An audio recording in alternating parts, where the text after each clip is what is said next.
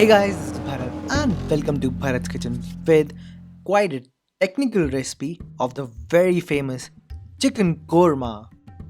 Well, this recipe is more Delhi centric recipe, but anyways, let's begin with it. So the first thing that I want to show you is the weight of the chicken.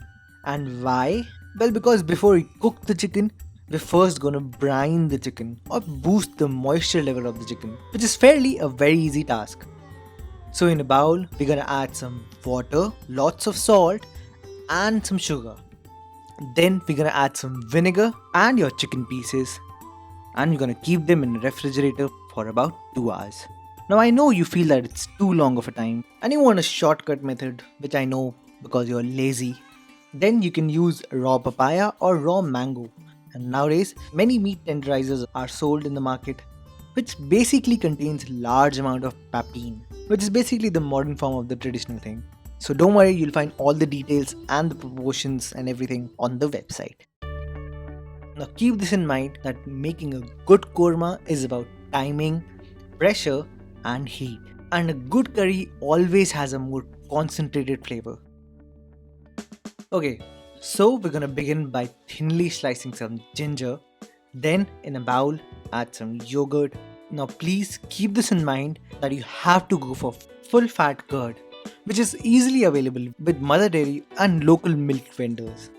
At this point, I'm gonna add my ground spices in the curd, which are lots of coriander powder, also known as dhania powder, some paprika, also known as degi mirch, some yellow chili powder, and if you don't have yellow chili powder, then you can use red chili powder also. And yes, there will be a little difference. Okay, quickly add some turmeric powder, also known as haldi powder, some cumin or jeera powder, and mix everything together and keep this aside. Okay, now for the whole spices, we need some black peppercorns, also known as kali mirch, some cloves, also known as long, one cinnamon stick and star anise, also known as dalchini and chakrafool. Finally, we need to add some black cardamom, also known as badi elaichi, some green cardamom, also known as hari elaichi. Now, these are all the whole spices that we're gonna use, and you'll find all the information about them on the website. Alright, time to prepare the last thing, for which we need caramelized brown onions. Now, this is very simple to make. So basically slice the onions into thin slices and try to make sure that they're reasonably of the same size. Then fry them in batches on medium flame, no high flame and not at all on low flame, and there you are, crispy caramelized onions. Simple, isn't it? And before I make my brown onion paste, I've already kept some cashews in some hot water for about 30 to 40 minutes, and because of that, they'll soften a little bit. So simply blend everything together, your brown onions, your cashews, and make sure you chop the cashews, otherwise they won't disintegrate. And finally, top it up with some curd, blend them together properly, and you have your brown onion paste ready. Now the final thing you need is some chicken stock.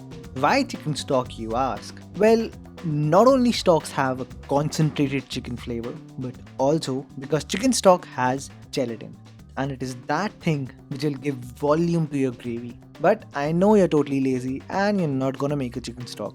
So you can use water, but do not expect to achieve a top-notch chicken korma. Okay, now finally it's time to cook this chicken, and here comes timing and technique. Yes, traditionally they use handi, but I'm using a handi pressure cooker. But wait, I'm not gonna use the whistle. I'll get a very concentrated flavor, but not by pressure cooking the chicken. So the key here is slow moisture loss. Therefore, you have to use a utensil which has a small open mouth and a large base like that of a handi. And that is what will give best results. Now, most pressure cookers have a small open mouth, and even though they are cylindrical, they will do the job. So, we're gonna keep our utensil on medium to low flame and add some vanaspati ghee. And if you don't want to use ghee, then also use ghee because it has its own distinct flavor and properties. But if you're too adamant about it, then read the recipe on the website and I'll give you the alternatives there. Now, time to add your whole spices and make sure you cook them for about 5 minutes so the aromatics will start doing their job and the ghee will make the base of flavors. So after 5 minutes, add heaps of ginger and garlic paste, add julienne gingers, and the yogurt and the spice mix that we made earlier. Then cook for about 10 to 15 minutes on medium to low flame. Alright, now you can see that the fat has come up, and even though it has given divorce to yogurt, they still had made love and have amalgamated in the form of flavors. So at this point we're gonna add our brown onion paste, mix it thoroughly and cover it with a lid. And then turn your flame to as low as possible. You see, now working with the pressure cooker does wonders. Because it has a good insulation system, it's able to trap a lot of flavors. So cook for a good 15 to 20 minutes and do not open the lid for a minimum of 15 minutes. Now take the chicken out of the refrigerator and let's check the weight. Well, you'll see a little increase in weight. So this boost of moisture in the chicken and due to altering the proteins in the chicken with the help of salt, it will give a super different and tender result.